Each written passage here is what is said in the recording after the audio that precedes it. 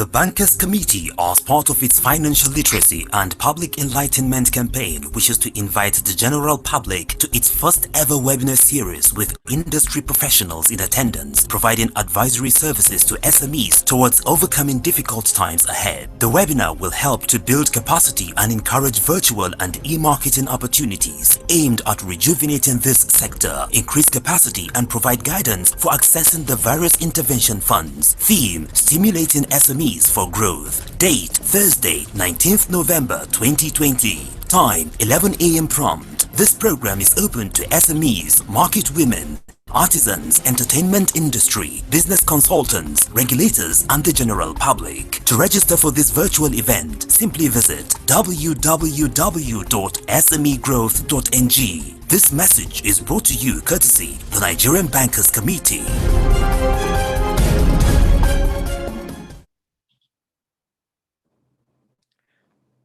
Hello, good morning. My name is Hassan Rulwan. I'm the Executive Secretary of the Kaduna State Scholarship and Loans Board. I'm here today as your moderator, joining you live from Nairobi, Kenya. It's quite interesting having you all here.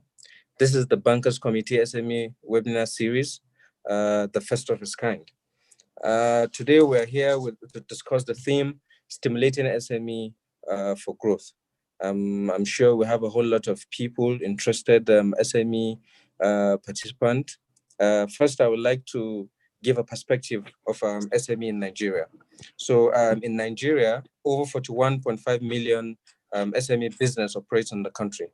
According to a survey conducted by the Nigerian Bureau of Statistics and the SME Development Agency of Nigeria, that's SMEDAN, in 2018, Nigerians SME account for 96% of the total number of businesses in the country, and they contribute about 50% to the national GDP.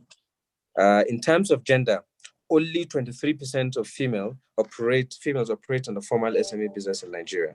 In spite of this catalytic potential, SMEs often feel lack of access to finance to aid their growth and expansion due to being unable to secure funding from traditional formal sources. There's a strong need for a blended approach that combines private, public, and development finance to help SMEs develop. There's a strong need for capacity development for both investors in terms of creation of financial models and also for the entrepreneurs to be investment ready, for the opportunities when they come on board.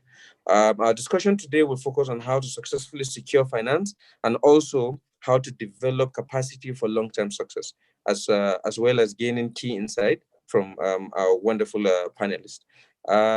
Its aim, one of the major walkaway with tangible takeaway, is that we should try to keep our discussions as simple to understand the possibilities for a wide audience. Essentially, I welcome you on board. So to start, I would like to introduce our panelists. We have Chinyere Jane Wobilo. Chinyere is the Deputy Director and Head of Customer Education Division of the Central Bank of Nigeria. She has a master's degree in management and has over 2 decades of central bank experience, which cuts across various departments in the Central Bank of Nigeria. Chinyere, welcome. Thank you, Mr. Ruwan. Yeah, the pleasure is mine. We also have Mr. Monday Evans. Mr. Monday Alu Evans is currently the Director, Enterprise Development and Promotion at SMEDAN, the federal government agency responsible for coordinating and facilitating the development of micro, small, and medium enterprise subsector in Nigeria. Before attending to this great responsibility, he was at various times the Assistant Director, Enterprise Promotion, Management and Extension Services, Assistant Director, Planning, Research and Coordinator, Deputy Director, Strategic Planning Policy and Coordination, and Director Plus Policy Advocacy and Coordination. Mr. Evans comes with a huge resume. He holds a Master's of Business Administration degree in Banking and Finance from Abia State University. He has a bachelor's degree in economics from the University of Nigeria. He's Microsoft Certified Technology Expert He has certificates in creating enabling environment for small enterprise development from ILO, that's the International Training Center in Italy, anti-poverty policies and implementation measures in Nigeria. So Mr. Monday Evans, we'd like to welcome you on board. Yeah, thank you so much, Ruwan. Happy to be with you today. Yeah, the pleasure is mine. We also have Mr. Chidi Ileka. Chidi is the Chief Transformation Officer and Head of SME Banking at the Union Bank, where he's responsible for driving the bank SME business. I must state that for all of us that know Union Bank, if we know Union Bank in the last 15 years, and we know Union Bank within the last 5 years, we will see a huge transformation. I'm sure it's people like Chidi Ileka that has brought that transformation that brings Union Bank into the 21st century technology business. He has over 20 years of banking experience, with experience in treasury, SME banking, correspondent banking, and banking operation. He has a strong bias for trade finance with remarkable capacity for trade transaction structuring and advising, transaction banking product design, sales, and management. As head of SME banking in Union Bank, he's responsible for ensuring all business segments collaboratively drive value chain opportunities in the SME sector and enhance business development potentials within the market. Chidi holds a BSc from the University of Nigeria, Nsukka. He has an MBA from the Lagos Business School. That's a prestigious business school in West Africa, Africa indeed, and a diploma in international trade from the London Institute of Banking and Finance. Mr. Chidi, welcome on board. Thank you very much, Mr. Rewan. Thank you. It's nice having you on board. We also have Maki Idowu. Dr. Idowu is currently the MD CEO of Express Payment Solutions Limited. Prior to this, she was an executive director at Polaris Bank. She's a multi-talented banker with over 30 years experience in finance and information technology. Idowu is a turnaround specialist. She has been involved in several strategic projects, business initiative, policy formulation, and implementation with consistent record of achievement. She has served as on several boards, including Polaris Bank, Main One Cable Company, Equity Assurance, IHS, Mainstream Brokers, and a whole lot of others. Maki is an honorary senior member of the Chartered Institute of Bankers, fellow and council member Institute of Credit Administration. She's a recipient of many academic and professional awards, including the prestigious British Chevening Scholar Award in 1992. She has attended several executive programs in top-class institutions, including MIT, Harvard, INSEAD, Euromoney. Wow. Dr. Idowu is an innovative leader. She's passionate about economic empowerment and capacity building. She loves organizing events and is extensively travel. Welcome on board, Maki Idowu. Thank you, Mr. Rewan. Good morning, and good morning to everyone. I'm happy to be here, and I look forward to an interesting session. Thank you. Yeah, so thank you very much. Now, I think we need to begin to do justice to the questions. As we know, we have a whole lot of people on board. We're going to start with asking you some questions while people drop in questions, and then we throw it at the panelists as much as possible. Now, we want to make our answers as brief and concise as possible. You're going to be given between 2 minutes to do justice to the questions. So, I would like to start, even though it's generally the norm that ladies first, but I think the men are beginning to get franchised. So in order to assist, I will start with Chidi. So Chidi, what are some strategies that a bank like Union Bank has put in place in order to alleviate the bottleneck faced by SME in terms of accessing credit? So SMEs consider that going to banks to access credit is so Herculean, is as good as not having access to finance. What is Union Bank doing differently? Chidi? Okay, thank you very much, Rewan. I'll say what we do today is we've tried to simplify credit appraisal for SMEs. Traditionally, banks used to ask for audited financials, analysis of the financial statements, and before loan amounts are approved, and then documentation follows and disbursement. But today, because SMEs are too small. Their scale is too small, and some of the records do not come at that level of proficiency where the accounts are audited. One of the things we do today is that we lend to SMEs based on their account statements. We consolidate their account activities, and we use it to take a view of how much they can borrow and how much they are able to repay, what interest will not hurt the business. So to put it simply, if an SME gets across the Union Bank and wants to borrow money today, what we want to do is to aggregate the footprint of the business through a consolidation of all their account statements. When we have that in view, then we're able to make a determination how much they can borrow. And therefore, one of the most important things we look out for is just that basic organization where the SME has records of what it has been able to achieve over the years. Because really, lending is as simple as the records you keep and the track record that can be demonstrated, the performance that can be demonstrated by those records you keep. So to keep it simple, those are the things we want to see: the track record, the records are kept well, we look at it, we see the track record, and then on the basis of that, we can then support the business, both in terms of working capital and then in terms of, does the business need money to buy assets to grow? Thank you very much. So, Mikey, for those members of the general public who may not be aware of the objective, rules, and aims of SANEF, please give us an overview of your organization.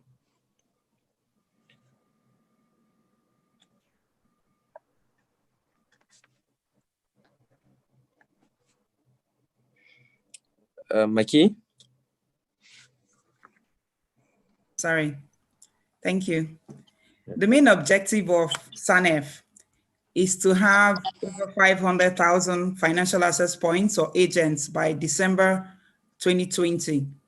The idea is to ensure that there's growth in financial inclusion in the country, because we're trying to make sure that you have enough people who are onboarded into the banking system.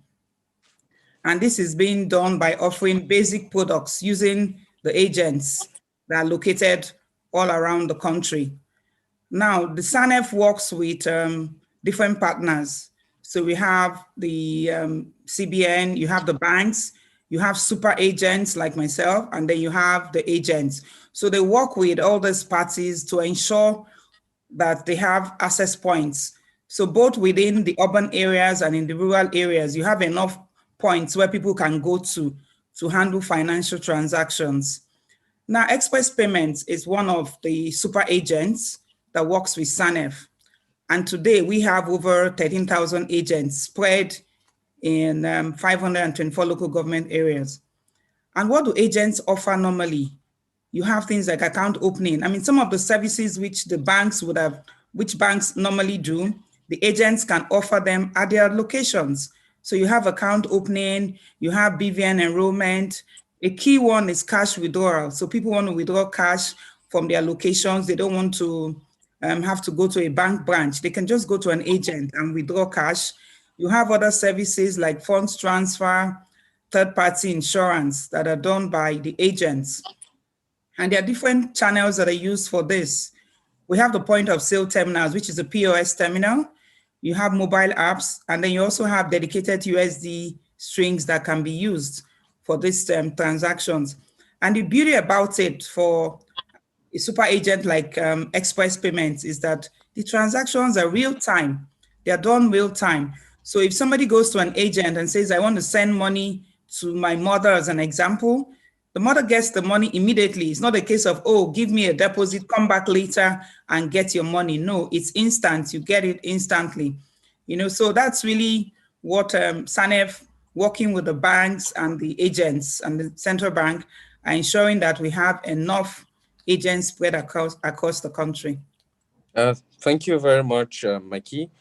So Chinyere, we know that for several years now, the Central Bank and the Bankers Committee have created numerous intervention programs aimed at easing difficulties faced by SMEs in Nigeria. For those of us that may be unaware of what these programs are, please give us an insight into the different intervention programs that the CBN has created for entrepreneurs and startups. Chinyere. Okay, thank you very much. I'm glad you didn't tell me to start explaining what CBN does because, of course, we all know. I know all eyes' attention is on CBN, what we're doing, but I will tend to digress a little bit because I am like a teacher, more or less. As you heard, I'm in Consumer Protection Department. So before I talk about the loan, I would like by saying that for us to understand what CBN is doing to stimulate growth for the SMEs, I will quote Stephen Covey. In his book, he said, "It is better for us to seek to understand to be understood." Yes, I will go and tell you about how what we're doing, but because since 1977, CBN have been conducting intervention funds, but is it really impacting the way we really want it to impact? So first of all, do we know what is growth? Growth is an increase. And if it's an increase, there are issues that make us not to increase. It's not just about money. It's not just about the loan. You have to, firstly understand for us to sustain growth, we have to engage in development activities, which CBN is doing. And for the SMEs, I will encourage them to, engage in continuing education to learn perhaps how to write bankable loan application, have effective bookkeeping, how to save, to invest in businesses, separate their needs from their wants, personal money from their businesses, general financial management, and participate in professional organization webinars such as this one. They should try to engage in skill-based training to acquire and to upskill themselves, and so on and so forth. So why am I going to such length to explain this? It is for us to understand that lack of basic financial knowledge, apart from money, can hinder growth. We therefore need to change our mindset, learn how to apply these loans. We are here to see how we can obtain it, and then so that we can grow the economy. So that's just a little from me. So now I will go to the objectives for why CBN establishes these interventions. Is for it to increase lending to high impact and to sectors of the economy. For us to also to encourage diversification of the economy, and then to encourage exports, and then save this our little foreign exchange that is coming from oil. I may have to cut you, Chinyere. Okay. I will come back to you. Okay. So Monday, SME is all about stimulating, monitoring, and coordinating the development of the SME subsector while initiating and articulating policy ideas for small and medium enterprise, growth development. Now, based on your experience within your organization, apart from providing the relevant structure, what are some of the other bottleneck SMEs face in marketplace, and what strategies has SMEs put in place to alleviate them? Monday. Yes. Yeah. Thank you so much, Rowan. Yes. MSMEs are very critical for growth in the economy. They contribute to economic development and growth. Of course, we have already talked about the statistics of MSMEs in Nigeria in terms of 41.5 million. Micro enterprises are about 41.4 million of them, which is about 99.8%. And they contribute about 49.78% to nominal GDP, and also contribute about 7.64% to exports. So they are very critical to the development of this economy. So they need to grow so that the economy will also grow. In order to stimulate them, we need to, deliberately tackle those challenges that inhibit their growth. And of course, we have talked about one of them. One of them is access to finance, affordable finance.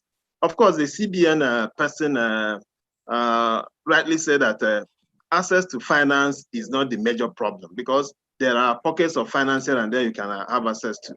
The other challenge is having skills to manage this finance when it comes. Of course, a lot of people do not pay attention to skills, capacity building, because skills is very, very important. For you to manage the finance and be able to grow your business with finance, you need to have those skills to manage those finance. And of course, apart from skills, even the take-off arrangement, off-take arrangement is also very, very critical, because after having finance and having skills, and you can't sell your products, you can't sell your services, then you have achieved nothing.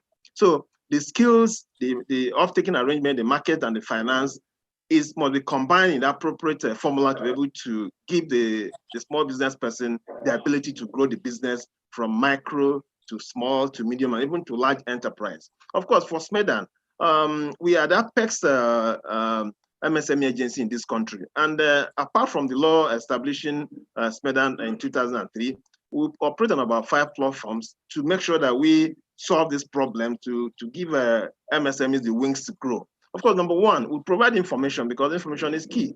If you have knowledge, you're able to do a lot of things in terms of how to start a small business, how to scale a small business, where to find money, equipment, workspace, and the rest and the rest. Secondly, we provide what we call business development service, BDS, which includes capacity building, which includes advisory services, mentoring, counseling, and the rest. Of course, this idea is to empower the small businesses to grow. Of course, the book my sister quoted, Joseph Cover, The 7 Habits of Highly Effective People, it talks about sharpening the saw.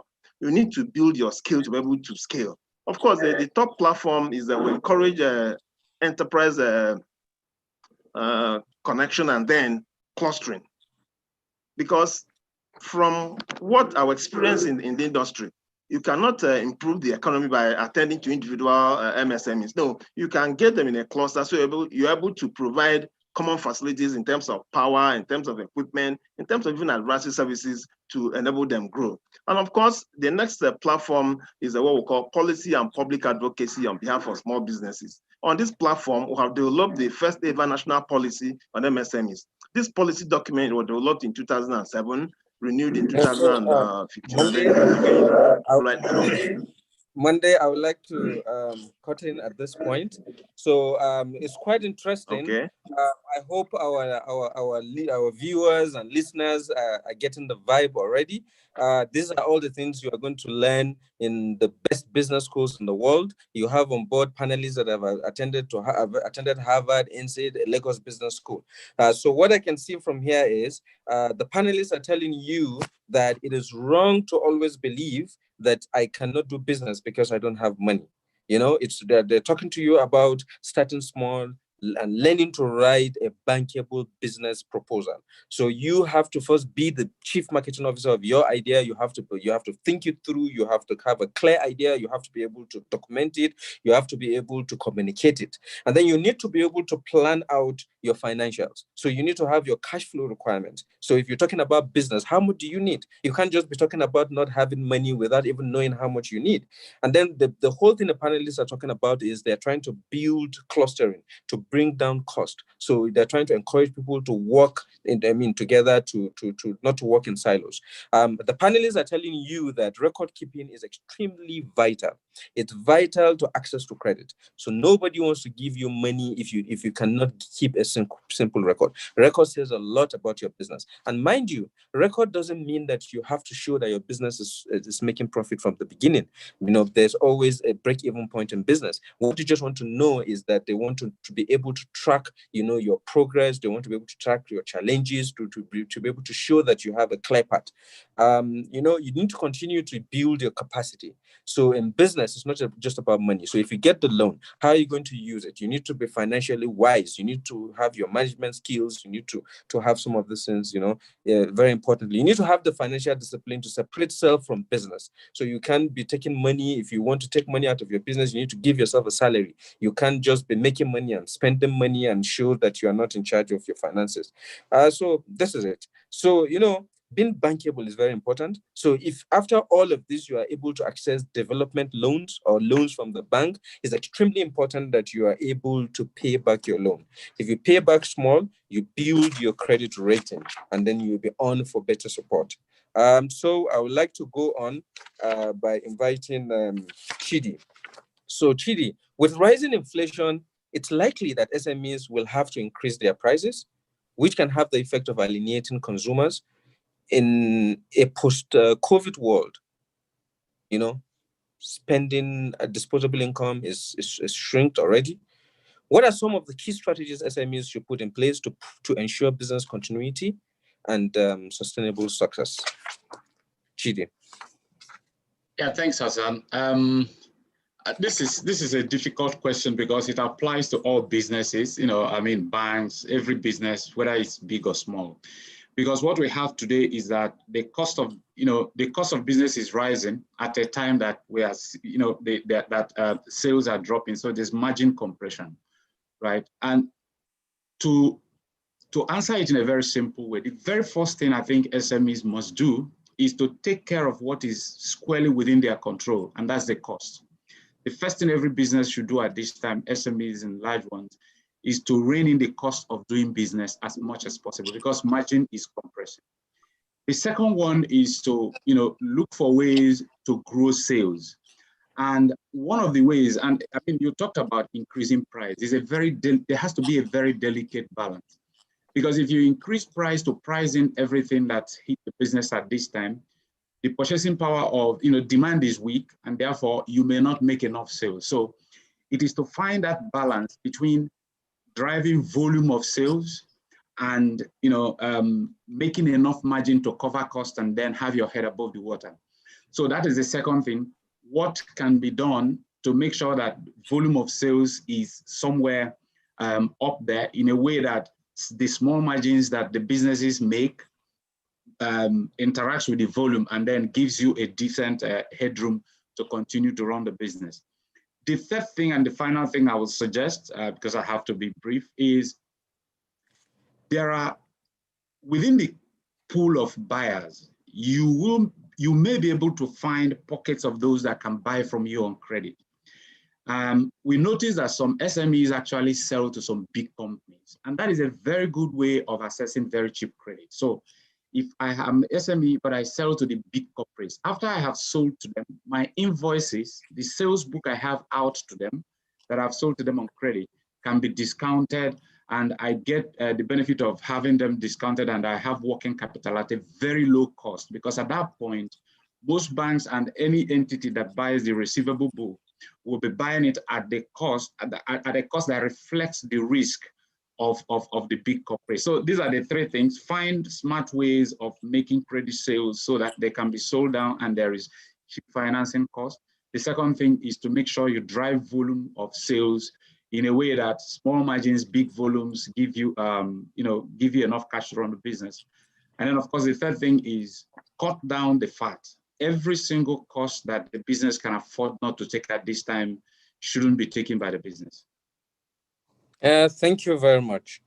Maki, please share the experience of SMEs that also double as SNF agents across the country and the benefit they've experienced from being agents, and walk us through the process of becoming an agent. Because, you know, I can see that you said there's a target of having 500,000 financial sectors, financial channels. Or is it agents? So it affords a great opportunity for a lot of SMEs to key into this and make a lot of money. So can you please run us through how to become an agent? What are the benefits and co? Mikey. Yes. In terms of the agents today, you've seen that a lot of them have become champions within their communities because they're the mini banks in the communities, especially in the rural areas, because they operate there and they offer all the banking services. So it's built credibility for them within their communities. Of course, they also enjoy additional revenue. So in addition to what they were doing before, they earn revenue from being an agent. So you find out that what they earn monthly ranges from about 20,000 to 700,000, depends on their capacity and how much of the agency business they are doing. You know, so what this has done for them is giving them another source of income.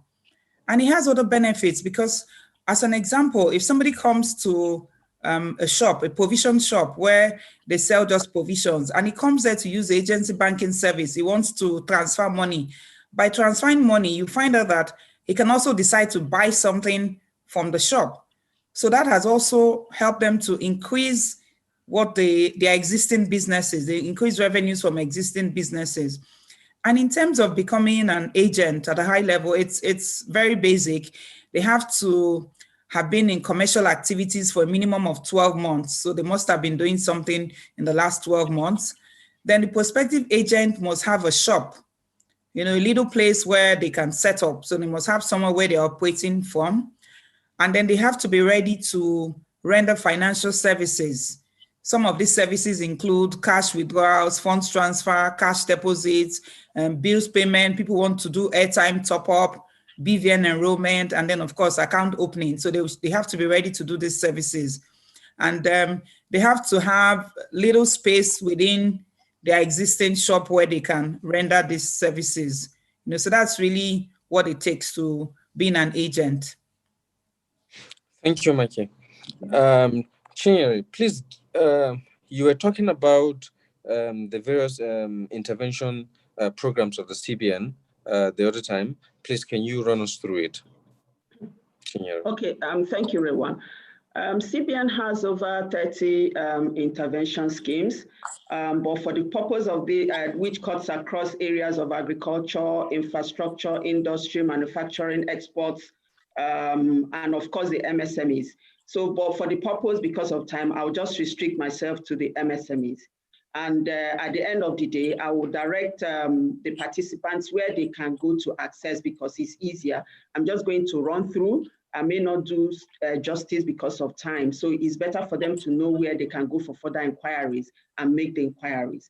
Now for the MSMEs, the bank has the Small and Medium Enterprise Credit Guarantee Scheme, which was established in 2010 as a credit enhancement mechanism to encourage banks lending to the manufacturing sector and the SMEs. The guarantee covers 80% of principal and interest and is valid up to the maturity date of a loan with a maximum tenure of 7 years, inclusive of a 2-year moratorium. The obligor limit is a maximum of 100 million, which can be in the form of working capital, term loans for refurbishment, equipment upgrade, expansion, overdrafts, etc. And the interest rate is at the prime lending rate of the participating banks. Now, there's another one, Micro and Small Medium Enterprises Development Fund was established in 2013 to cater for the financing needs of the micro to medium-sized enterprises. The objective includes the provision of cheap wholesale funds, deepening access to finance, job creation to the grassroots, and so on and so forth. Now, this one is of particular note because 60% of this fund wholesale component is dedicated to women, persons living with disability, and of course the youth. And then it's open for the state governments to access funds for on-lending to their micro enterprises in their respective states. So the interest rate is 9% per annum, but is of interest to note that it has been reduced to 5% till the 28th of February 2021. So I will advise the SMEs to see how they can make use of this opportunity, especially now that the interest rate has been reduced up to 28th of February. We have the Youth Entrepreneurship Development Program established in 2016 in collaboration with DMBs, that is Deposit Money Banks, that's the banks, and the NYSC, as part of efforts to create jobs for our teeming unemployed youth and deepen access to finance by MSMEs to sustainable growth of the economy. The managing agent for this particular one is NISA Microfinance, and in this regard, applicants are required to undergo entrepreneurship training at an entrepreneurship training institution centers, and on completion of training, applicants are to submit loans through the EDIs to the NISA microfinance banks. And then another one is Agri-Business Small and Medium Enterprises Investment Scheme established in 2017. And this initiative is an initiative of the Bankers Committee. It aims to support the federal government's efforts and policy measures for the promotion of agricultural businesses and small and medium enterprises as vehicles for sustainable economic development and employment generation for engaging 370 Nigerian youths in agriculture. And we equally have EDC, that's Entrepreneurial Development Centers for Skill Acquisition. And this one is in collaboration with SMEDAN, that is SMEDAN and the ND National Directorate of Employment. Like I said, you have to be equipped before you can go into your businesses. So this is to help in job creation, eradication of poverty, and of course, economic development. Now, thank you, Chinyere. Okay. Yeah, thank you, Chinyere. They may want to know about CP. I will come back to that. So Monday, please walk us through some key programs SMEDAN has created over the years to alleviate current issues, challenges that SME face in Nigeria today. Monday? Yes, thank you so much, everyone. In fact, time is always a problem in this kind of program, and then it doesn't give one the time to really talk through the essentials. Now, the major programs, amongst others, are as follows. The first one is what we call the One Local Government, One Product program. We realize that all the 774 local governments in this country have one comparative or competitive advantage in terms of agro and agro-allied products. So what we are doing right now is to target clusters. We call it organic clusters that produce natural things, agro and agro-related issues. Now, what we do in each of these programs is to give the MSMEs capacity, we give them workspace, we give them equipment, we give them working capital. And of course, in this working capital, we give them 100%, they take 70% and then pay back they pay back 70% and we withhold 30% as a grant to help them run their business. And effectively, we follow them up with the BDS in terms of monitoring and evaluation, and then assess impact assessment and so on and so forth. In fact, right now, we have gone through all the senatorial districts in the country and then still counting. But our aim is to get at least one organic cluster in each of the 774 local governments to make sure that MSMEs grow across the country. Then the second one is what is called the Conditional Grant Scheme for Micro Enterprises in Nigeria. You might recall that the survey we talked about in 2018, that micro enterprises make up 99.8% of the MSMEs in Nigeria. So this CGS is targeted at empowering the micro enterprises to grow.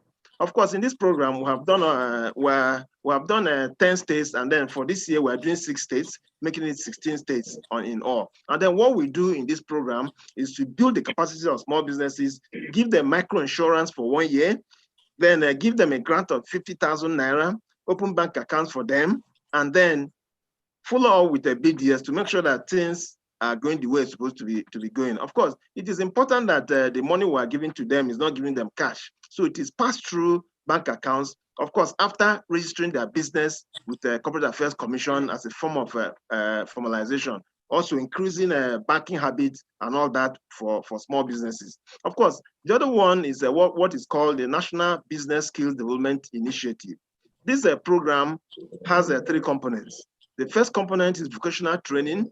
The second component is entrepreneurship training. And then the third component is empowerment, giving equipment to the identified entrepreneurs. Of course, vocational, we need to... Thank you, Monday. Thank you for that. So thank you, Monday. You need to understand, fellow listeners and viewers, that we are in the COVID era. COVID period need extraordinary measures. One of the major things you need to do to survive the COVID period is that you need to see how you reduce cost of doing business. You need to cut out all the excesses. You need to remove all the redundancy. You need to think through, sit down and think through the business. The second thing is that you need to drive volume of sales. So driving volume of sales, you need to look at what are your channels of logistics to be able to get your product to the customers as much as possible. People are trying to reduce contact, the social distancing, and also you need to look at what channels you can use to get your product. And that also offers opportunities of logistics to a lot of SMEs.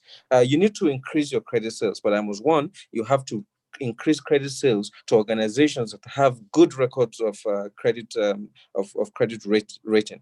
Other opportunities like the mobile money and financial transaction is that you can be your own mini bank, having your own store. So if you have a dry cleaning, if you have a provision store, you can be a mini bank. You can challenge the likes of Union Bank. You can earn up to 700,000 monthly.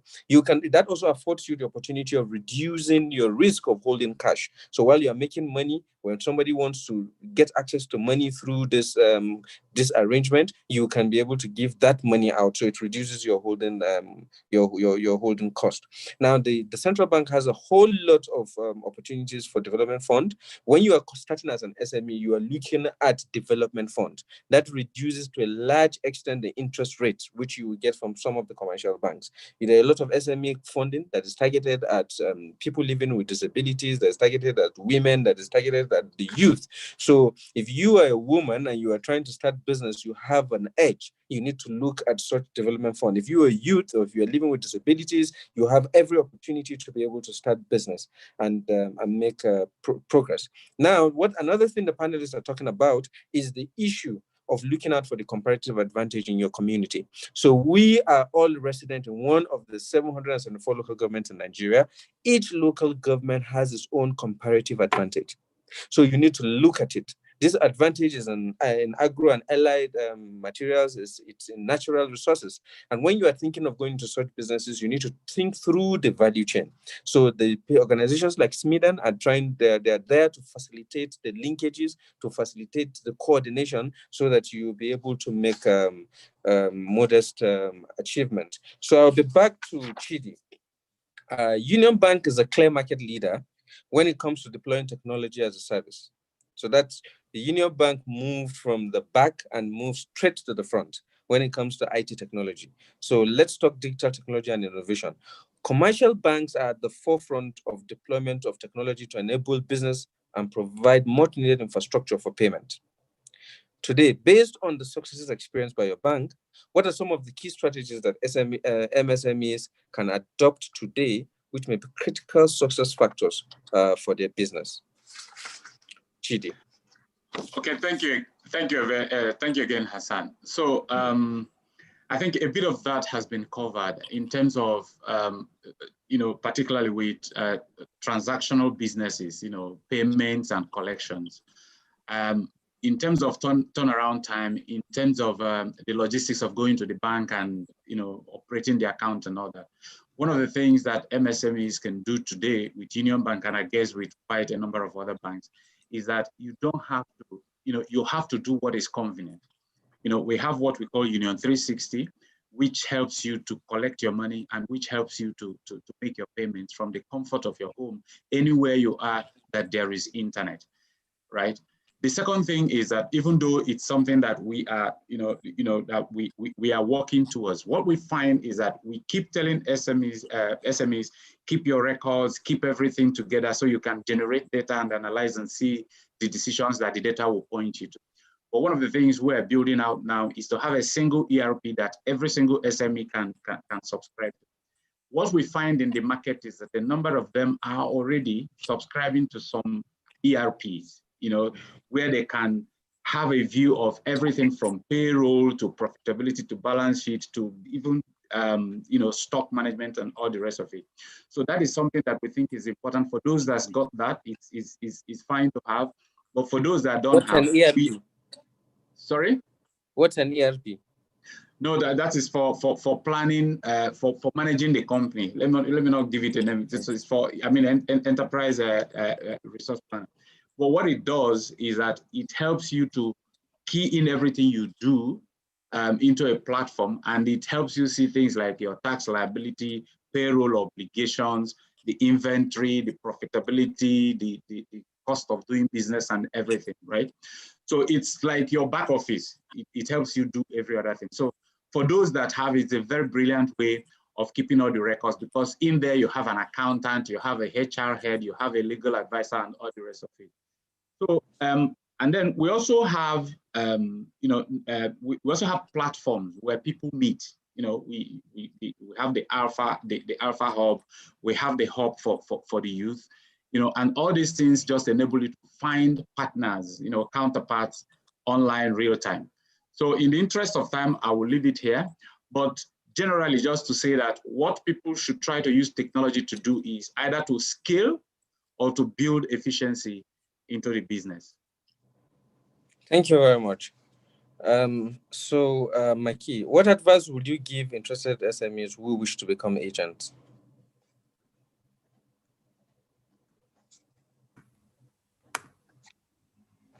So for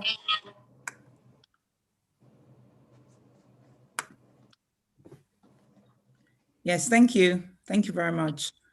For SMEs, MSMEs who wish to become agents, I'd like them to know, first of all, that it's a good business because you require very little capital to start. Usually the super agents, so if you were to sign on with Express Payment Solutions, as an example, as an express agent, we would give you the terminal, we would give you the branding materials that you can put up in your shop to show that you are an agent working with SANEF and working with Express Payment Solutions. And so you have that already. We give you the POS machine, which you can use to start up. So what you just need is your little capital. So if somebody comes and they want to do transfers, for that, you don't need to have much. You do the transfers for them. If you sell and they want cash out, so they come in with their cards and they want you to give them cash, you can actually take your existing cash to give to them. So it's a good business because you don't require large capital to start. And for the training that you need to start the business, if you were to sign on with Express Payments again, you will get that training for free. So it's a way of helping you start without having to put in a lot of capital. But there's something that they must understand. Being an agent means that you have to build trust and credibility. So you must be straightforward if you're going to do this business because it involves money. So for people to trust you, they have to see that they give you their things and you do it properly. And also you go by the guidelines. You don't go there because there's a tendency to think, oh, I can charge people a lot more and make more initially. It's wrong. You have to ensure that you go by the guidelines if you want to be an agent. And then you also need to understand that majority of the agency banking customers have little or no familiarity with technology because they have low level of literacy, and so you must understand and be able to help them through. So all they know is they just come and say, look, I need to send money here, or I have a card, I need to get money. How do I do it? You need to be able to put them through and help them. Even in terms of opening accounts, the banks have simplified the process now. So they can actually come to you as an agent and open accounts with you. So you have to understand a little bit of technology, but you must remember that the customers you're dealing with, especially in the rural areas, do not have that technology knowledge. So you must come down to that level to explain. And there's another thing that you should look at. It's taking insurance because you're being given a POS terminal to use. It can be stolen. It can get lost. You need to, people think that, oh, what I pay for insurance, which is not much. They think it's too much and I don't want to pay for insurance, but it's important to let them know that if you're becoming an agent, you need to take that insurance. And in fact, there's insurance at Express Payment today. We actually give you insurance that covers your cash. So just in case you're robbed in your shop or anything, the insurance will cover both your terminal and your cash at the same time. So those are some of the things I believe that if anybody who wants to become an agent, you need to look out for. Thank you. Thank you very much. Thank you very much. So Chinyere, please give us a very high-level overview of the process and stipulations for applying for such intervention, the CBN interventions.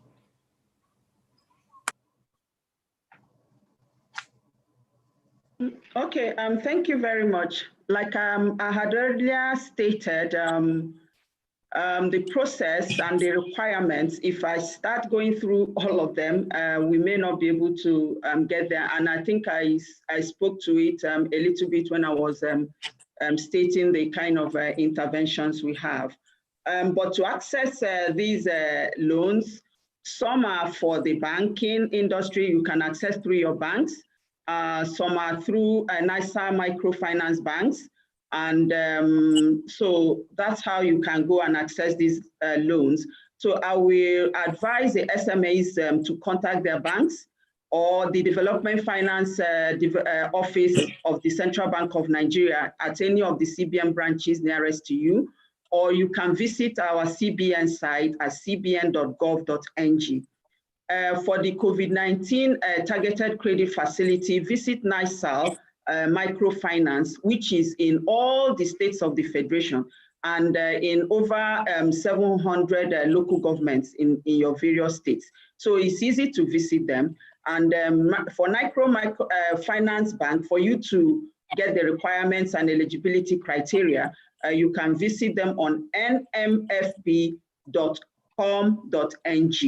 And you will see all the requirements and the processes. Because you really need to understand it, you really need to know what you require to get your papers in order. So Thank you that's very what much. I would just say in this regard. Yeah. Thank you very much, thank you very much, Inyeri.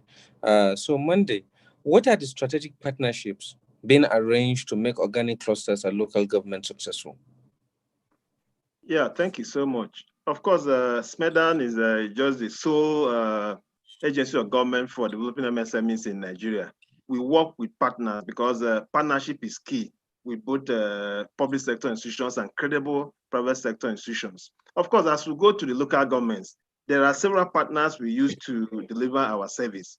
Number one, we work with microfinance banks because they are there to help deliver this funding to these small businesses.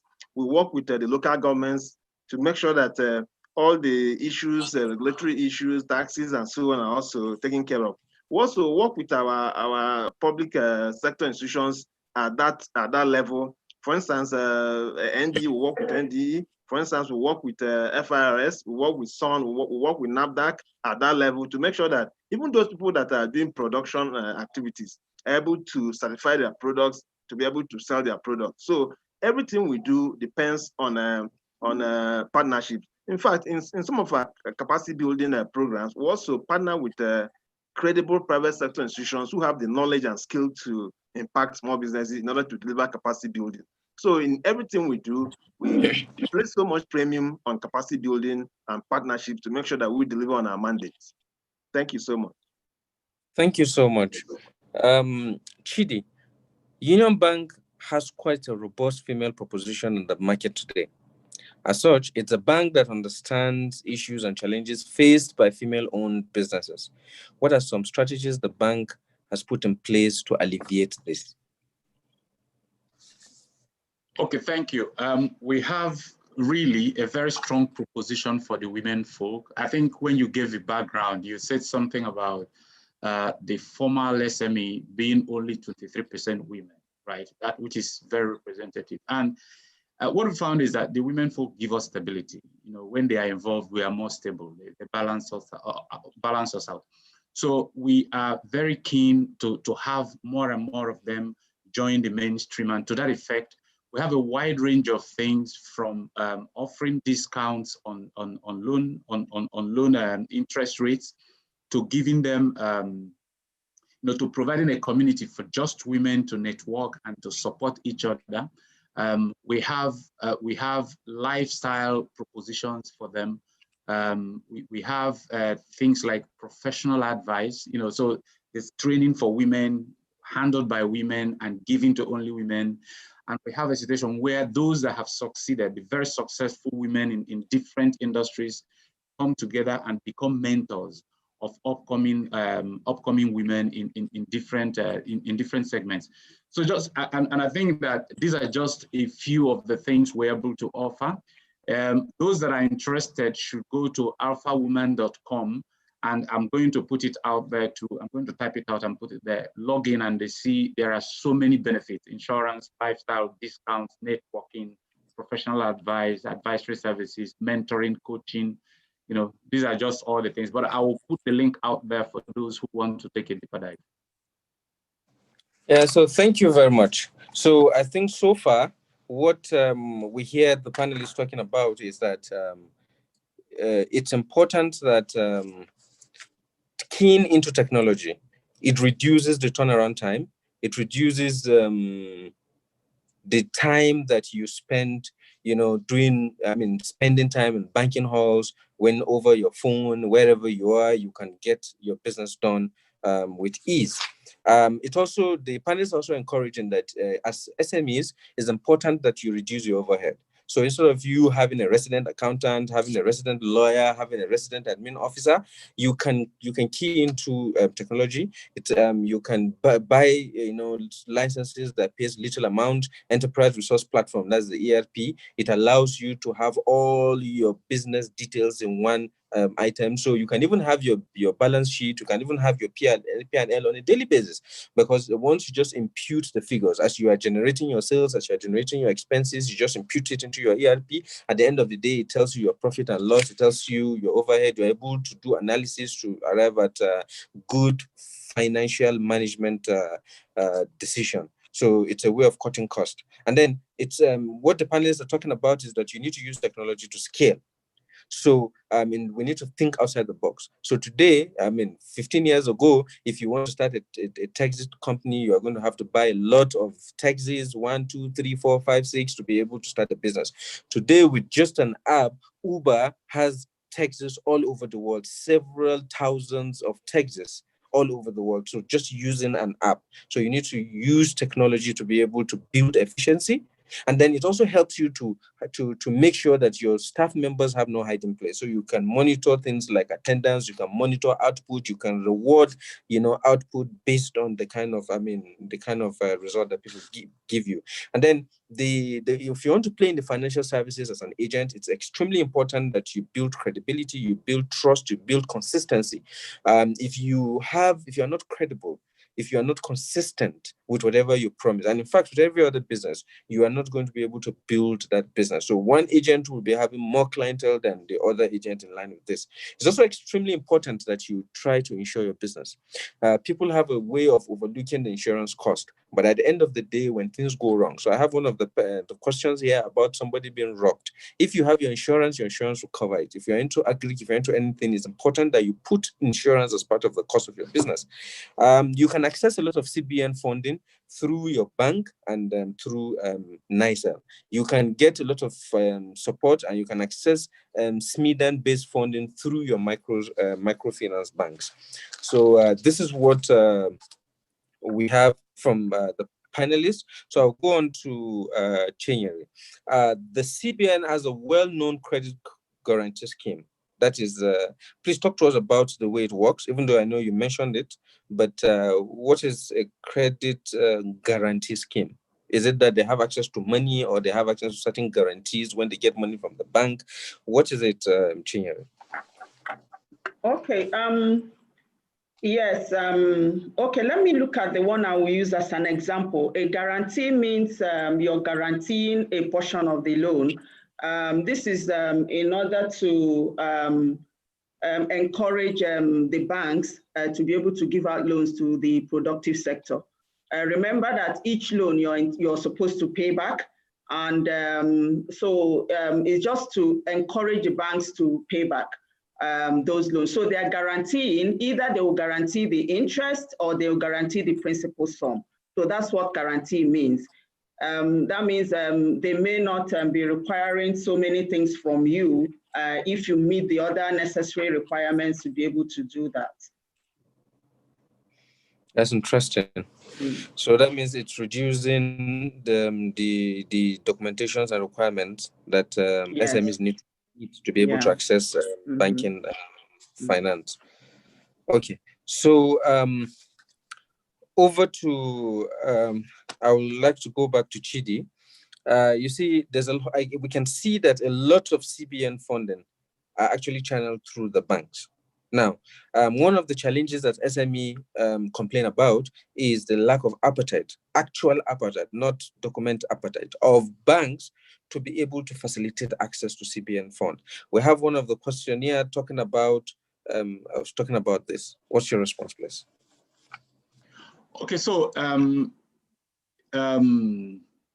so let me put it this way. It's really not about appetite. It's really more to do with bankability, right? Because like we said at the beginning, one thing that makes it easy for any business at all to be banked is that there is track record. You can see track record. Because the CBN interventions, for instance, come in two categories. We talked about the credit guarantee scheme, which is really like, partial risk participation. CBN is taking part in the risk. But there is also the other part where maybe it's for 7 years or more or less, and the CBN is providing money to make sure that the cost of liquidity doesn't make the interest go up, in which case the bank is taking the credit risk for up to 7 years. So in situations like that, the banks are looking closer. They are looking closer. Can we give this business 7-year money and it doesn't hurt it? So the bank is looking at track record. Can we do this? It's not about appetite, but we're looking at the dynamics of the business.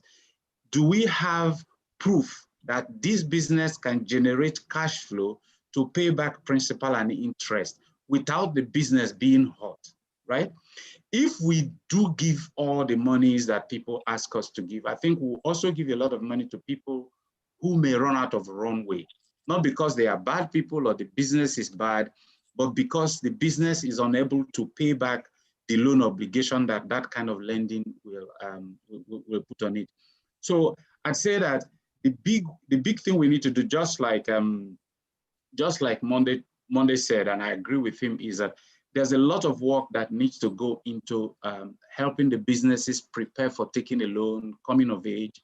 Having said that, in the pool of the gap we have in funding, the truth is there is a big portion of it that is equity funding that is not even debt, right? There are some of these businesses that what they need is more of equity than debt.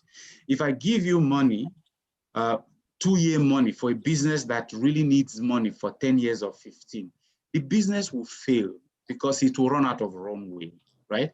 So it's not about appetite on the part of banks, but what we deal with is we are asking that question of, do we have enough records? Can we see in the track record of this business that this business can take this money and pay it back and grow? Because at the end of the day, the future of the country, the future of all of us depends on SMEs scaling, employing people, and all of us growing. So we are. Thank you very much. Yeah. Thank you very much. So now you've explained that there's actually the appetite for banks to borrow, to give out this funding and help people to access CBN funding. It's just the issue of bankability. So I would like to go back to Chinyere. So we have some of the youth and other people complaining that even when they've gotten the approval of participating banks, so they've met the conditions of participating banks and these things have gone back to the central bank for final approval, it takes forever or it never comes back, and that becomes a dead end. What do you have to say to this, Chinyere? Okay, thank you. Honestly, everything is being said concerning this. Remember, I started off by saying that there is need for little financial knowledge before you can go into business.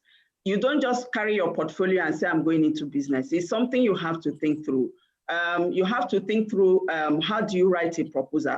And Mr. Chidi and they've been talking about having bankable application and a proposal. If you don't have a bankable, remember there are eligibility criteria, there are requirements. And if this proposal comes to CBN and you don't meet the requirement, it takes time because you have to sort it out, you have to read it. Sometimes it's rejected, sometimes it's forwarded back for the banks to bring the necessary documentation. So what I would just say is the basic nutshell of it is to make sure you read, what are the criteria? What do I need to add for my application to be speedily processed? What do I need to do? My records, of course, nobody is going to give you money if there are no records. You have to pay back. Is not a moratorium. You have to pay back. So the bank will have to look at, and CBN will equally have to look at, how can you pay back? Do you have enough? How is your what do you call it? Do you have enough to be able to pay back? So those are why you might have a bit delay in the process. But honestly, thank you very much. Yeah. Okay. Hello. Thank you very much, Chinyere. I would like to go to Maki. There's a question that says, how can a super agent get facility to improve his or her businesses?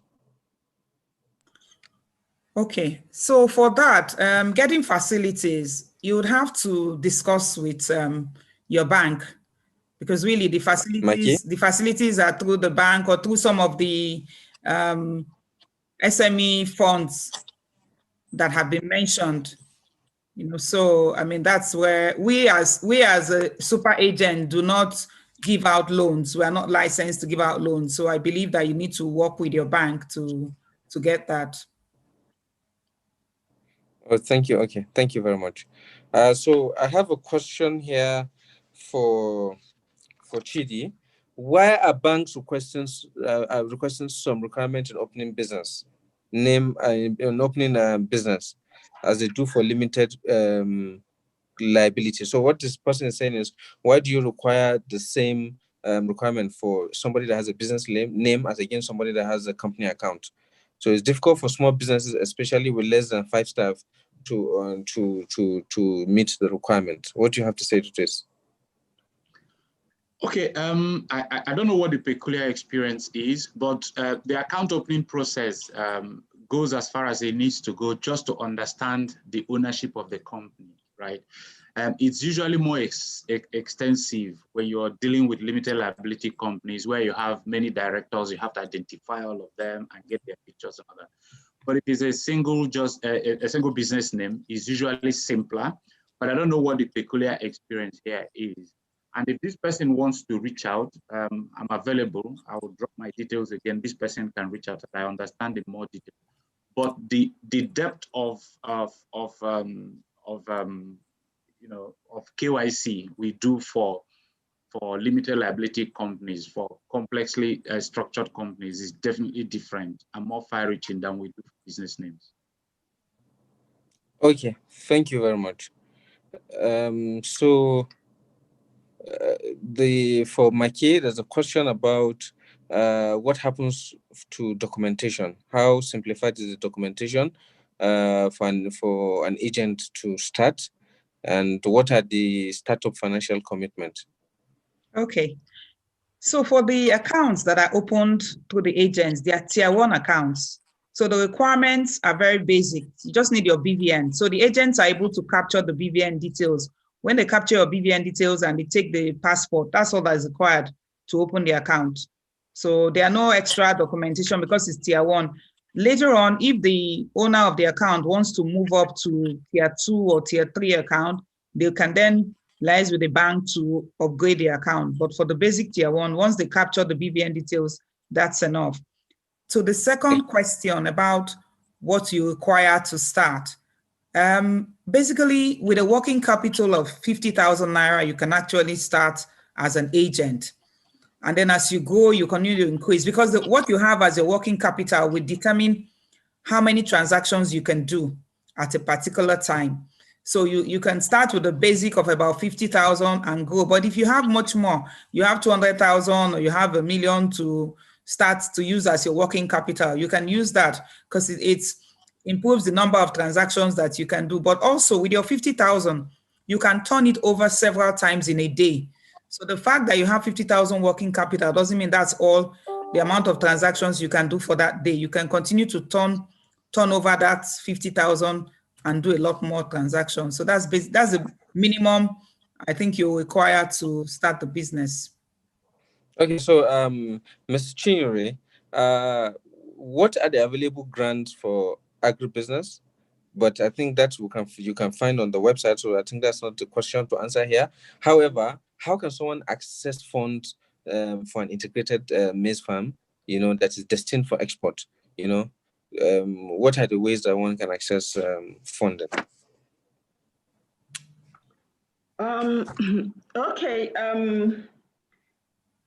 Okay, like I said, like for instance, we have the Agribusiness Small and Medium Enterprise Investment Scheme. The same way you will access it, we have anchor borrowers, we have different type of intervention schemes, and we have them that we're working with, even with the state governors and everything. So like I will equally say, because to go into details and all that, we don't give loans directly. We just make the policies and then make sure that we set aside the money. And then we collaborate with the banks, with SMEDAN or with BOI to get these monies across, and even with state government. So like I will always say, it's good. I've even put it on the chat. It's good for us to go to visit our development finance bank, our branches in the banks, and then visit our website to see how we can benefit from all of these loans, because they are huge. And we just stipulate the framework and the criteria, and then we work with the banks to get it disbursed. That's interesting. So Monday, generally speaking, you know the general concerns of SMEs and co, and from your perspective and the good work you're doing at SMEDAN, what are the principal things you need to tell SMEs? Yes, thank you so much. You know, an average MSME has several challenges. But I tell you from my experience, those people that have passed through our capacity building program ended up finding out that they don't even need money, that they need to manage their businesses, cut costs, manage employees, manage clients, manage all aspects of the business to be able to move forward. So the bottom line is that they need to have the skills to manage the business efficiently, effectively.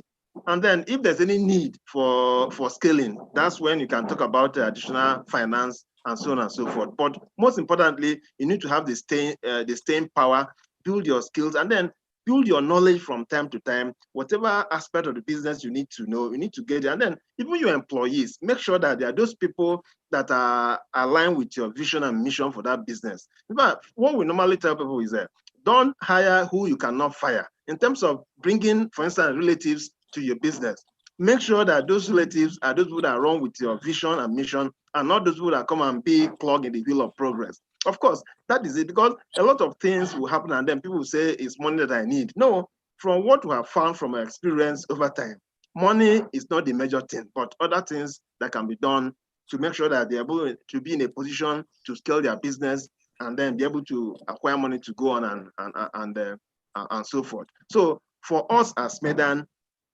small businesses should have those skills to be able to move on. Forget about money. Money will come when you structure your business and run your businesses efficiently. Thank you very much.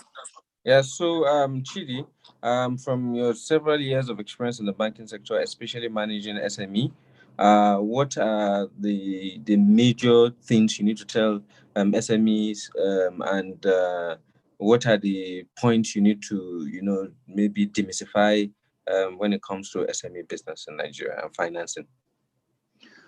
Well, sincerely, it may sound as it may sound like I'm repeating what Monday said, but I agree totally with him. One of the very first things is to build the base.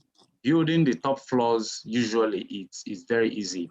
So this capacity building is very important. We've seen situations where people take money at 9% and they default. And some others take money at 5% per month, which is what you find in the microfinance and fintech end, at nearly 60% per year, and they pay. Right. So there's a lot that has to do with the kind of business, the fundamentals, and how it is managed. Now, in response to this, let me just say it ahead of time.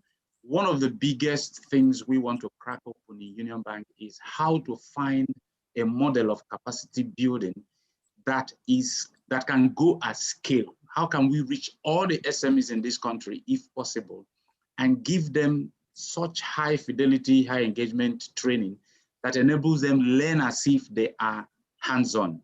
It is one of the things we are working on, because we believe that if we're able to do that and people learn and understand, then there is a good chance that when they take money, they will pay it back, and then they grow. The bank is happy to give more.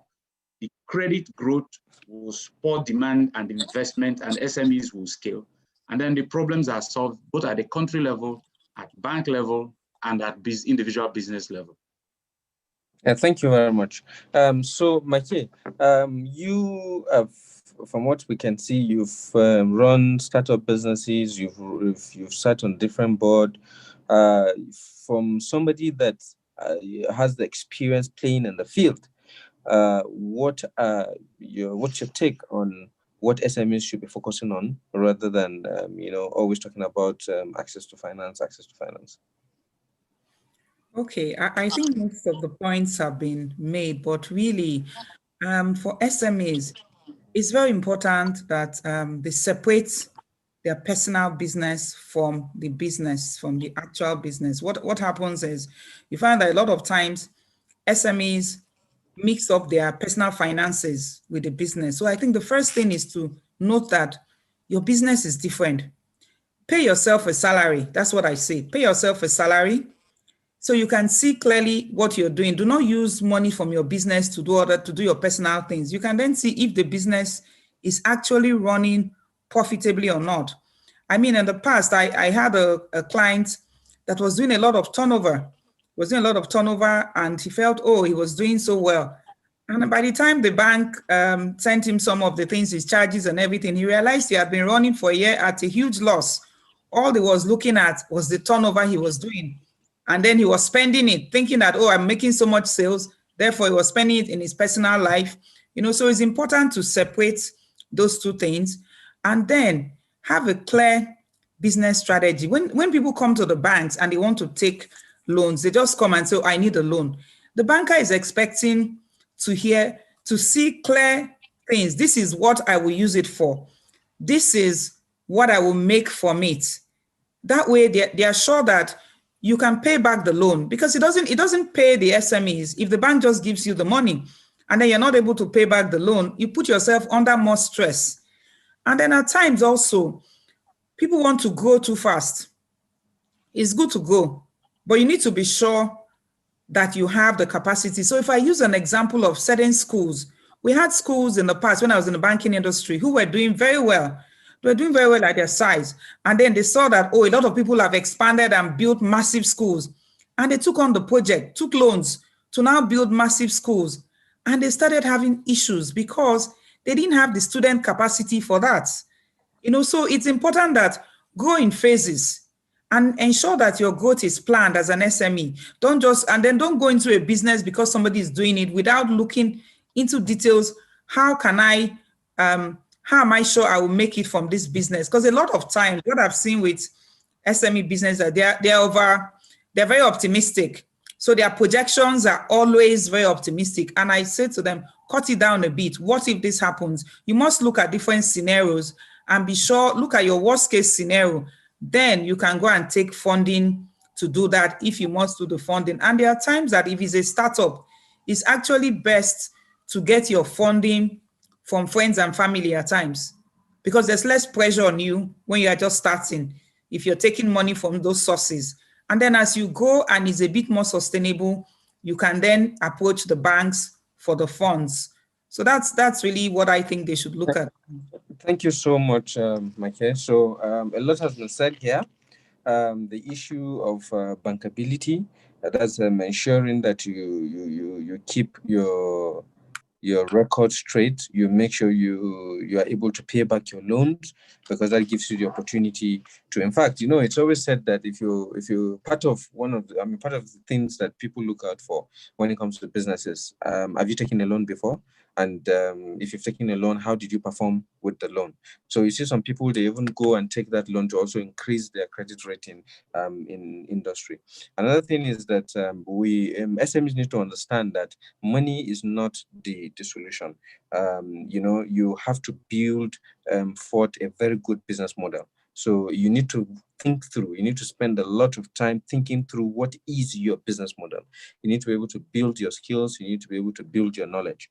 Now, the issue of the actual cost of business. So a lot of SMEs mix up their businesses with their personal lives. So you see somebody is running, maybe is into tailoring or is into bakery, and then from it, he's paying the children's school fees, from it, he's paying that fees, he's paying rent. You need to be able to put your salary to yourself. So if you have a business and you think you are earning, you're supposed to earn this amount, pay yourself a salary. If you are not giving a loan to the bank, to the company paying that salary, let it be properly documented. By saying that you don't want to pay yourself salary and then you think that is a way of reducing the cost of doing business, you are deceiving yourself, because that's not the actual cost of that business. There is a cost to your time. If you had employed somebody to do that business, you will have had to pay that person. So it's very important that you look at that. Then you need to understand that profitability is not about turnover. So if you have businesses where you are making turnover and turnover and turnover, you need to understand that what is the profit margin? Where is your money in the business? So that you don't eat profit and eat the capital of the business. So you need to look at that. And then one very important lesson that this panelist has brought forth for SMEs is the issue of growth. So growth is a critical stage of a business. So we've seen a lot of SMEs that started so well, everything is fine, and then they decide to just scale. If you try to scale without the structure that can handle that scale, you are on your way to extinction. You are going to create problems that you may not be able to handle. And then the issue of women, the reality from the statistics and from what the panelists have said, Chidi said it with the Union Bank experience, is that women, according to Chidi, gives stability. And of course, we know it starts from the stability of the home. And then in addition to that, women are found to be trustworthy, they're found to be focused. So to the men, we need to encourage our sisters, we need to encourage our wives to go into business. Businesses that are handled by those women, they have the greatest and the highest level of success and the greatest probability of success. Now, having said this about women, I would like to speak to the two women in this as the panelists. So coming to the issues of the challenges that women face in business, and what are the advices that you have for women that are going into business. So from the standpoint of Chinyere, as a deputy director in the Central Bank of Nigeria, what are the opportunities for women? What are the challenges? What advice do you have for women in business? Chinyere.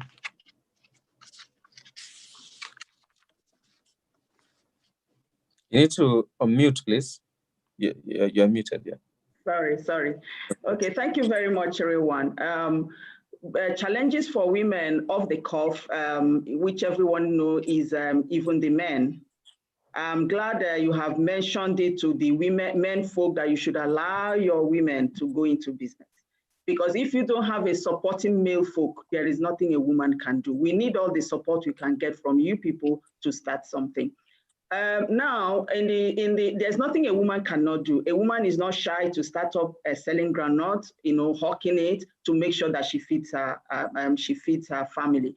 But when it now comes to this access to finance, that's why CBN have set aside 60% of one of these schemes to the women, is the aspect of collateral, which we're really trying to see how this thing can be jettisoned. That's why we're having collateral registry.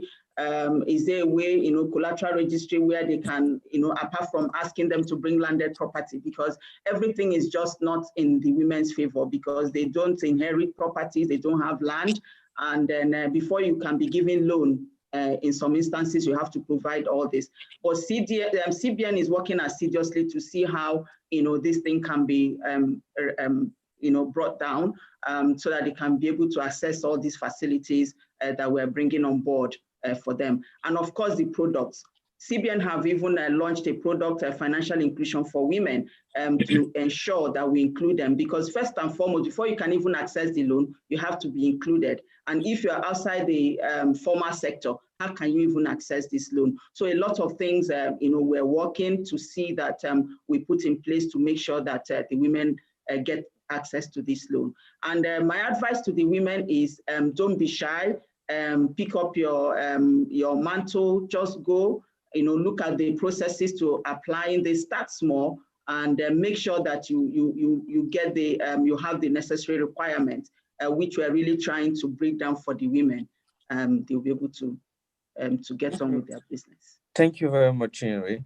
Maki, from the standpoint of another field operator, what are the challenges and what are the advices from your experience of women in business, and how can we have more women in business?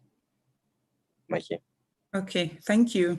I think Thierry has made a lot of good points, but what I would like to also say is that for the women, go out there.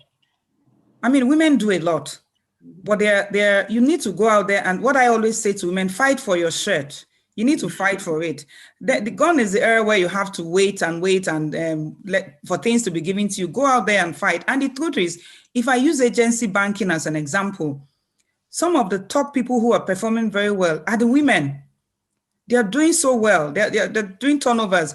And there are some places where they've had to people have had to appeal to the husbands and the brothers to let their wives come out and do this business. And when they do it so well. So I say that it's not just something for the women alone. It's a national issue. It's a national issue, and it starts from the grassroots. We need to change the stereotype, where, as an example, they think that only the boys should go into STEM courses, which is science, technology, engineering, and maths courses. So it's something that the government will continue to, they need to continue to set up policies, just like she mentioned, the one for gender inclusion. We need to ensure that we encourage all the women. And really, if you look at it, women are good at managing so many things. And some of these things, there have been studies that have been done that shows that if you even take boards as an example, they did a study, McKinsey, that showed that where you had 2 or 3 women on the board, the company achieved better bottom lines in that. So it shows you that the women can do it. And so what I'd say to the women, go out there, take up the challenges. Gone are the days when women just sit in the background. No, not anymore. We must go out there, fight for it, make the business. And women are excelling in a lot of things they're doing. They just need to go out, and women are also shy of taking loans. And I say to them, don't be shy of taking loans.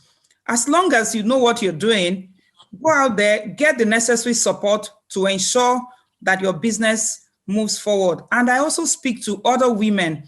Women must encourage women. So if you're a woman in a top position, what have you done to support other women? Today, I'm the MD of Express Women Solutions, and I'm also in Women in Technology in Nigeria. I'm working with them to ensure that we come out with something to support women agents, to let us get more of those women out there. So I also say that all women out there, if you are at the top, you must encourage women below to come up. And they must see that, yes, people are achieving, they can also achieve it. Thank you. Thank you. Thank you very much, Mikey. So it is often said that it's often said that what a woman can do, a man can do better. So let me come over to Monday. You can see the various challenges that Chinyere and Mikey has brought forth to the men folk, and they've put the blame at the doorsteps of the men. The men should allow the women to go into business. So Monday, from your own personal experience as a man, and then the general society, what message do you have for the brothers, for the husbands, for the fathers to help women to thrive in business? Monday. Okay, thank you so much. Of course, I quite agree with the fact that women are better managers of resources. I quite agree with that. Now, the issue of we're talking about is looking at it from 2 sides. Looking at it from the male side, it is agreed that you must support your wife who is running a business, encourage her physically. You can go to her shop and help her out physically. You can help her financially, make sure that what she's doing, whenever she requires funding or something, make sure that the books are right before you can put in funding. And of course, you need to support her spiritually.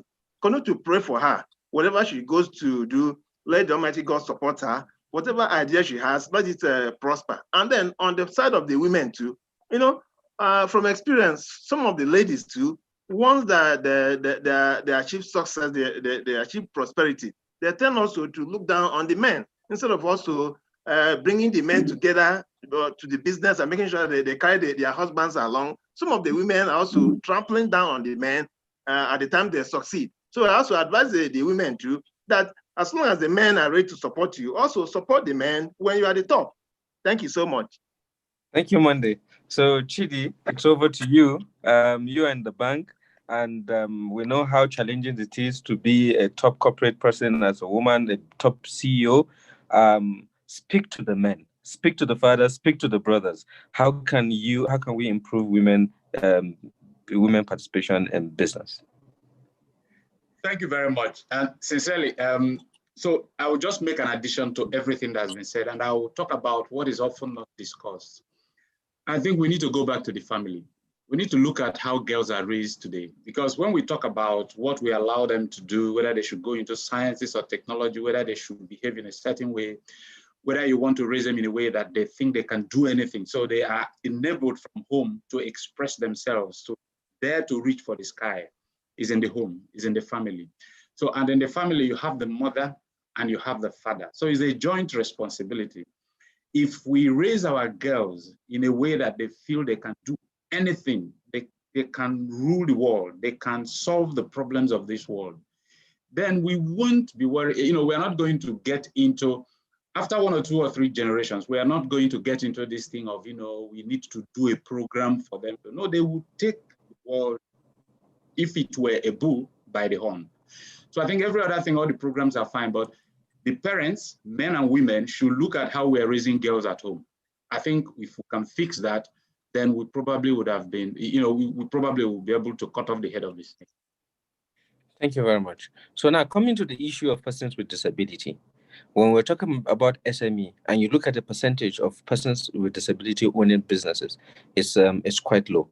So how can we improve the number of persons with disability going into business as business owners, and how can we also build their capacity so that they don't look just around certain specific areas, but understand that their disabilities should not be inhibitors to their success. So I would like to give it to Maki. Thank you, Rowan.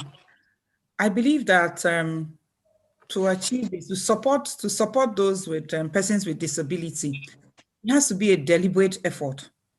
You know, so there has to be. So if, as an example, a company that is doing something, you need to agree to say 10% of, if you're giving loans, an example, you can say, look, I will dedicate 5 or 10% to persons with disability who show that they can do whatever they've said they want to do. So if I'm going to give them a loan for a particular business, you will see that they can do it. You should dedicate it, because really, the same way we've started setting out certain percentages for females in businesses, I think we need to actually set that percentage also for persons with disability, because they are more vulnerable in the society. So it's important that they are given opportunities to be able to achieve what they want to achieve. So I think the onus will be on both the society and the companies.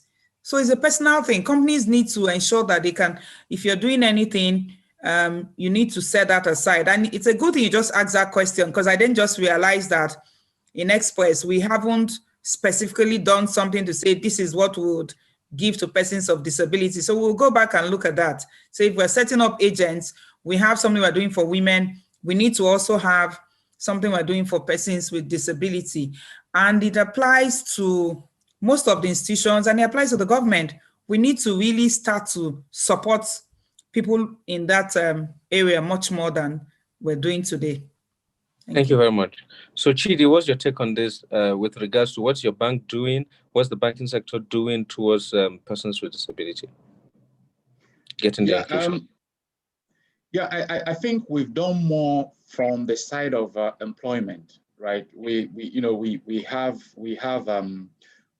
are deliberate about, you know, having such persons take up roles in Union Bank, but we haven't called out a program like a banking proposition specifically for persons with disability. And now it's come up here. I think it's really something worth taking home to do some work on.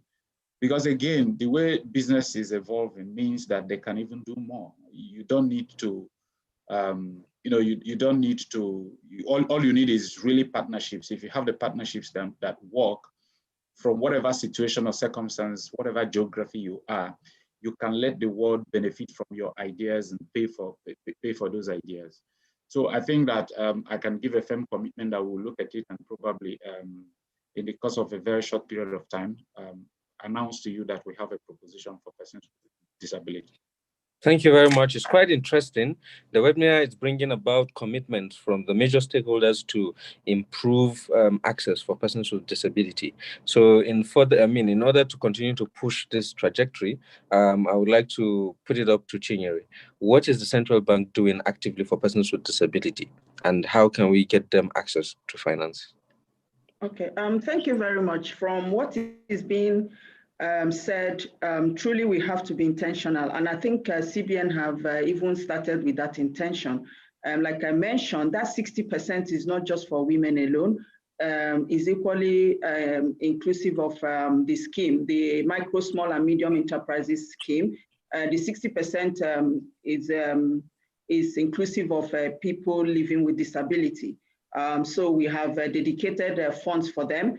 What I'm just seeing here is maybe there should be an enlightenment campaign for people to really know what is out there aggressively. And I know for the CBN part, this COVID-19 really stopped a lot of awareness and information asymmetry. So there is something for them. So it's just for them to know the criteria and how to access it. And also in the area of employment, also CBN for some time to have been intentional in employing people with disability also, because they are part of our society and we know. But I think really what we need to do is a form of education for them to know that there is something for them. They are also included in the intervention scheme of the CBN. Thank you very much. 60% set aside. Thank you very much, Nyeri. So over to Monday, from the SMEs point of view, what are the active measures that are taken for people with disabilities? Yeah, thank you so much, moderator. Of course, to start with, we have the document I talked about before now, the national policy on micro, small, and medium enterprises. Of course, a section of the policy talks about people living with disabilities or who are physically disadvantaged, because there's a strategy for targeting these people and supporting them to run businesses effectively, start businesses, and so on and so forth. Of course, issue of sensitization, making sure that you tell them that they are able, they have the ability, even if in the midst of disability, to run a business. And that's the starting point, to change the attitude towards running a business and running it efficiently before you can now put other resources, capacity building, finances, and so on to enable them run, and even when they want to scale. Apart from that, we'll have a specific program that will run in the agency targeting this set of people. Because this special set of people, even the strategy you use is different from the strategy you use for normal people, because some of them might take some time to catch up with what you're saying, or even to do what you want them to do. So the strategies are there to make sure that they are supported emotionally, financially, and physically to grow their businesses. So we realize that this set of people are also people that needs to be supported to add to economic growth and development in this country. Thank you so much. Thank you very much, Monday. I think as a moderator, I would like to also mention that in Kaduna State, as the Executive Secretary of the Kaduna State Scholarship and Loans Board, the Malam Nasser El-Rufai's government placed so much emphasis on persons with disability. So, and through the scholarship board, there's been huge intervention to ensure a deliberate effort to ensure that persons with disabilities have access to quality education. So we have arrangement with top universities in Dubai and the United Kingdom, and we put these people there. When we are sending people to such institution, we make sure that they have the facilities, the enabling facilities to be able to do well, like the automatic electric chair and things like that. So it's a case of you don't invest less on persons with disabilities because you think you will not get the right value. So we're in fact investing more money, on persons with disabilities because of their peculiarity. Of course, when it comes to women empowerment, it is common knowledge that Malan Nasser, it's always, there's a joke that says that if I'm ably qualified as a man and then a woman is also qualified for the same position, I should just withdraw my CV because the woman will definitely get that job under Malan Nasser El-Rufai. And we have the first female governor in the northwest of Nigeria. We have the highest percentage of women commissioner possible in the executive council in Kaduna State. We have the first female accountant general in Kaduna State, being a female. So I think across board, what I'm trying to say is across the private sector, across the public sector, there has to be deliberate effort to empower women. Because when you put women out there and young girls are able to see that, there are people out there that are taking leadership, females are becoming MDs of banks, females are becoming governors of the CBN, then it will embolden people to go for the best that it can be, irrespective of gender or disability. So now I think we need to begin to wrap this up. I would like to give opportunities for the speakers to give their parting shots. I would like to start with Maki. Okay, thank you very much. It's been an interesting session, and I encourage the SMEs who are interested to become agents, because it's a line of business that, as I said, you don't need much capital to join, and you can start it from your existing business. So it's additional income. So I encourage people to sign up and become agents. And as far as SANEF is concerned, the target was to achieve 500,000 agents by end of the year. And as at end of October, they already have 490,000 agents. So we're almost there. So it shows that it's a good business. The agents are all coming on and they're signing on. And it's a new way, especially with the COVID. We saw that with COVID, the business expanded because people didn't want to go to ATM machines. They didn't want to go into banks. So it was easy to just go to your next door agent and get your funds. So just to encourage people to go into that business. Thank you. Thank you very much. So I will go to Chidi. What's the parting word for people, for SMEs? Yeah, for us, I think it's very important to us that SMEs scale. The benefits, I can't finish outlining that here, and that kind of influences everything we do, because in their scaling, more jobs are created. In their scaling, we have bigger businesses to partner with. In their scaling, we have a bigger banking community. So for us, we are very keen to support all capacity building initiatives. We are setting up one that will be at very large scale of our own. And we encourage everybody to just get into that path of being ready for the loan and then taking the loan. So to that extent, anybody can approach Union Bank today. Advisory services we give is free of charge. We don't charge for it. It's one of those things we can't even charge you for. So free advisory services on how you can organize the business, how you can organize your records. And when it comes to giving you money, we are going to be, taking our insights from the financial statements, from your statements from Union Bank and from any other bank that you bank. It is that simple. And why we do it is so people can have the working capital to run the business on a day-to-day basis. And then when time comes for them to scale, both the relationship and the track record gives us an idea of how much growth can be financed for them. Thank you very much. So Monday, over to you from a SMEs perspective.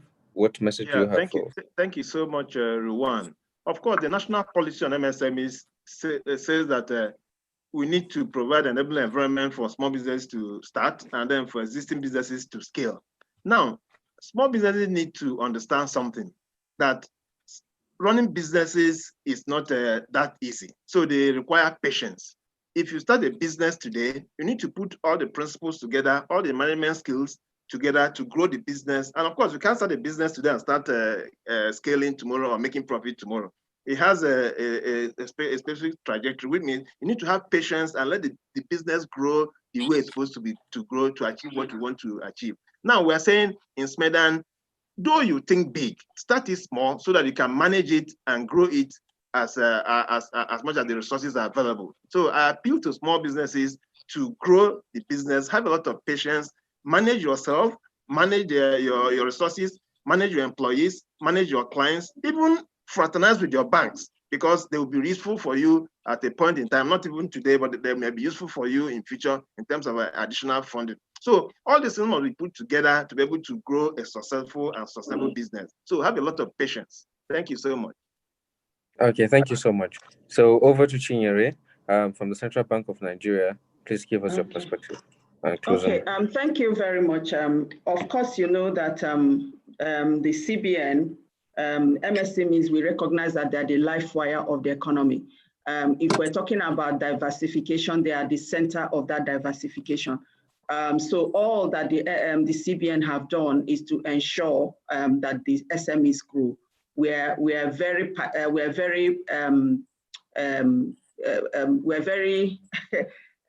deliberate in what we're doing to ensure that the SMEs grow. On the side of the SMEs, I'll first of all ask them to learn to save. Before you jump into business, think about what you want to do. Think about your strategy. What strategy do you have? Who are your market and all that? There's a lot to go to discuss about business. It's not waking up in the morning and then jumping into that arena. And another thing, before you talk about loan, you must have been doing something, because one thing I've realized is that you're not even doing anything. You just hear that CBN is giving out this loan. You just get up and say, oh, I want this loan. Start small, no matter what it is, just start and start saving. Even if it's #1 a day, make sure you start saving so that when you now get this money, you're now adding it to your business and for it to grow. Another thing I found out about people in business also is when they start making it, when they start seeing small increase in their businesses, they tend to become laid back. They don't put in all their effort. And I wonder, if you're working for somebody, you wake up as early as 6 a.m., 5 a.m., you go to work. Why is it that when you're doing your own business, you take your time, you go to work at 10, you leave any time you like? Do you think it will grow? You have to be there. You have to, add the same number of hours that you would have added if you're working for somebody. So, like I said, learn, educate yourself on financial matters, and take up all the loans or whatever facility you can to grow your business so that you can equally employ people. By that, we now have a better economy. Thank you very much. Yeah, so thank you very much, the panelists. You've given a whole lot of perspective to the issues. You've done justice to the issues. I hope that our listeners and our viewers have been able to learn a lot. So, going back to where we started from, we said that in Nigeria, over 41.5 million SME business operate in the country, according to a survey conducted by the National Bureau of Statistics and the SME Development Agency of Nigeria, SMEDAN, in 2018. Nigeria's SME account for 96% of the total number of businesses in the country and contribute about 50% of the national GDP. That's extremely important for the growth of our economy. In terms of gender, only 23% of female operate formal SME business in Nigeria. And that's why we put a lot of flesh and a lot of perspective to women involvement in SMEs. In spite of their catalytic potentials, SMEs often lack access of finance to aid their growth and expansion due to being unable to secure funding from traditional formal sources. There is a strong need for a blended approach that combines private, public, and development finance. There's a strong need for capacity development for both investors in terms of creation of financial models and also for the entrepreneurs to be investment ready. So our discussions today, it focused on how successful how successful entrepreneurs are able to, grow their businesses and make progress. We emphasized the need for record keeping, which is very vital to credit. We also emphasized the need to continue to build capacity and then to separate self from business. We emphasized the need for people to be chief marketing officers of their business. And at the end of the day, be bankable, keep good track record, and to always believe that they need to have good financial skills as against access to, access to loan as the first criteria for businesses. Now you can always follow through. This thing has been, the program has been recorded on YouTube, so you can always go through the YouTube to have a recap of what has transpired and this webinar. And you can also look at websites like www.smegrowth.ng. You can also send your questions to smefunding@gmail.com. So at this junction, we would like to thank everyone for coming. We would like to thank our panelists. We would like to thank those that have asked a whole lot of questions. If the questions are not being answered, you can look at all those emails and the website to be able to have them answered. And then, of course, the panelists are also given opportunities for you to reach out, to be able to have a proper direction and guidance when it comes to business. On this note, we'd like to thank you very much. And just like they said we should try and save and save and save. So we have been able to save 10 minutes of the time. So thank you very much.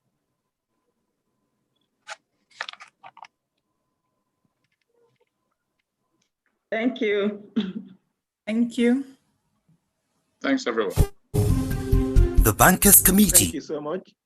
Are part of its financial literacy and public enlightenment campaign, which is to invite the general public to its first ever webinar series with industry professionals in attendance, providing advisory services to SMEs towards overcoming difficult times ahead. The webinar will help to build capacity and encourage virtual and e-marketing opportunities aimed at rejuvenating this sector, increase capacity and provide guidance for accessing the various intervention funds. Theme: stimulating SMEs for growth. Date: Thursday, 19th November 2020. Time: 11 a.m. prompt. This program is open to SMEs, market women, artisans, entertainment industry, business consultants, regulators, and the general public. To register for this virtual event, simply visit www.smegrowth.ng. This message is brought to you courtesy the Nigerian Banker Committee.